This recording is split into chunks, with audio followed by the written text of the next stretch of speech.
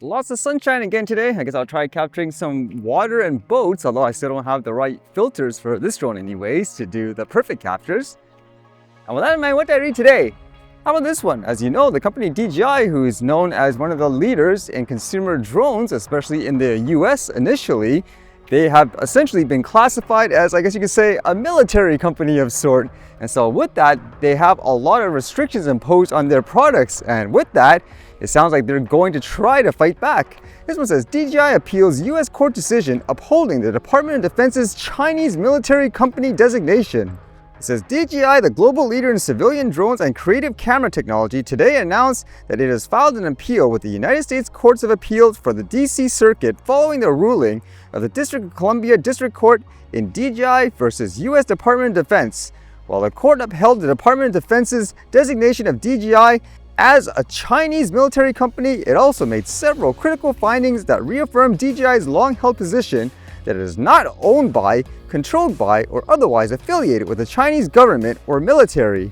And so their defense is how even I read they rejected a lot of the initial allegations anyways, where they say there's no basis that the company is controlled by the Chinese Communist Party, for example, or anyway affiliated with China's Ministry of Industry and Information Technology or linked to any military civil fusion enterprise zone.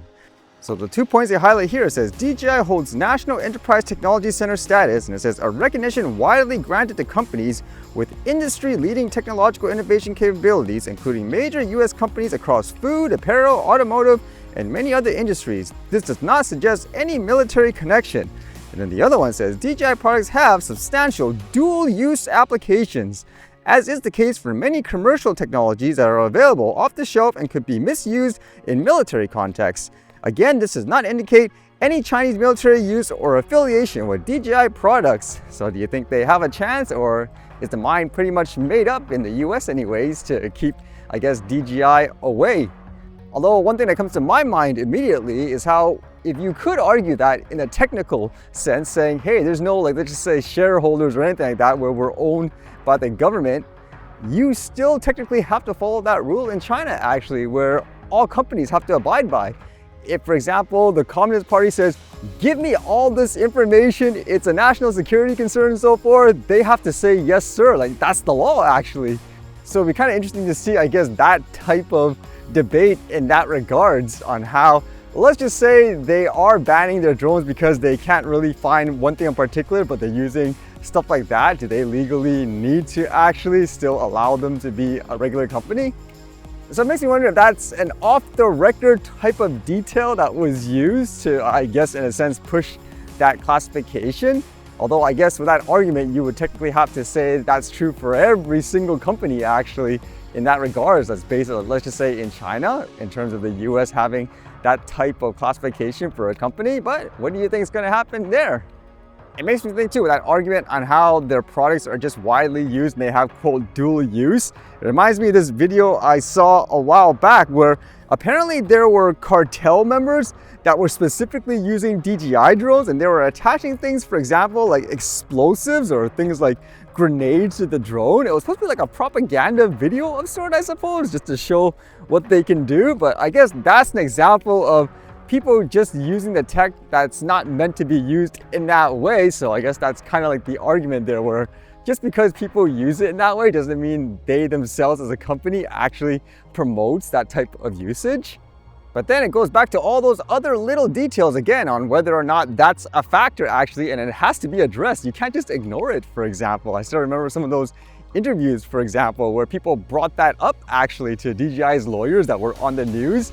And their response was just somewhere along the lines of, hey, if you're that worried, just don't give them your information. I mean, it doesn't work that way, especially with DJI products in a lot of places with their geo zones and so forth. You have to give up your personal information and all that just to, quote, unlock it in a lot of cases. I know they took it away in various countries and so forth, but I know here in Canada, it actually still exists. So you have to actually answer that as well in general if you're trying to be fully transparent in that way from the company's point of view anyways. Although in terms of weaponized drones, how about this one? These ones are definitely ones that are meant more for military use. This one here says, UK publicly showcases captured Iranian Shahed drone supplying Putin's war machine. The British Parliament has hosted the first public display in Europe of an Iranian-made Shahed 136 attack drone used by Russia in its war against Ukraine, UK Defence Journal reported. The event held in Speaker's Court at the House of Commons was organised by United Against Nuclear Iran in cooperation with MP Tom Tugendhat and Speaker Sir Lindsay Hoyle. The Shahed 136, also known as the Gren 2 in Russia, is a loitering munition capable of striking long-range targets with high precision. It has become one of the most widely used systems in Russia's ongoing drone campaign against Ukraine. I know when you think of things like Parliament, you usually think of just a bunch of people, for example, arguing with each other non-stop, getting nothing done. Imagine just having this humongous thing one day, I guess, during the meeting. I think like with that story, DJI clearly does not make drones like that. That, you could say, is definitely a military application type of drone. But at the same time, it just goes back to that point again of all those technicalities, I guess, in terms of why, I guess, that people in the US would be kind of concerned in the meantime anyways with things like Chinese-made drone per se.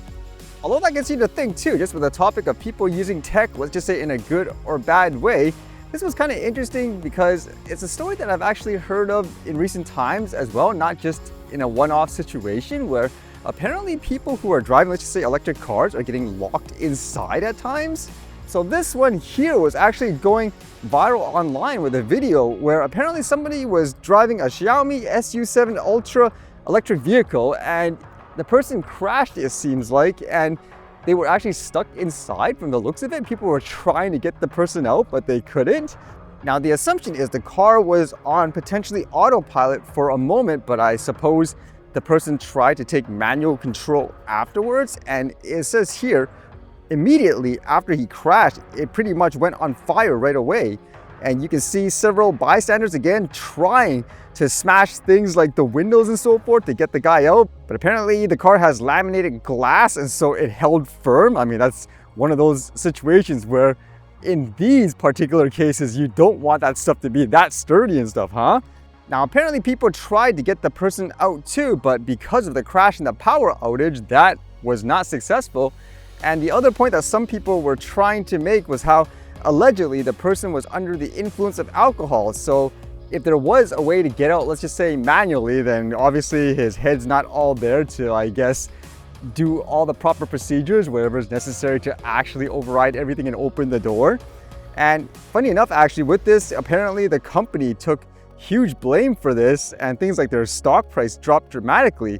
So this all raises the debate as well. As much as people want to innovate really fast in these ways with electric cars and so forth, and a lot of places actually banning things like gas vehicles in the future, are we actually there yet in terms of fully testing all these cars, making sure they have all those quote safety features to get out and so forth, like in those instances? Because I can imagine that would be more common too, in terms of, let's just say, things like batteries and stuff blowing up, or let's just assume there's no fire or anything and the power completely dies in the car and there's no way to get out for, I guess, the passengers. Like, that would be a disaster too, huh?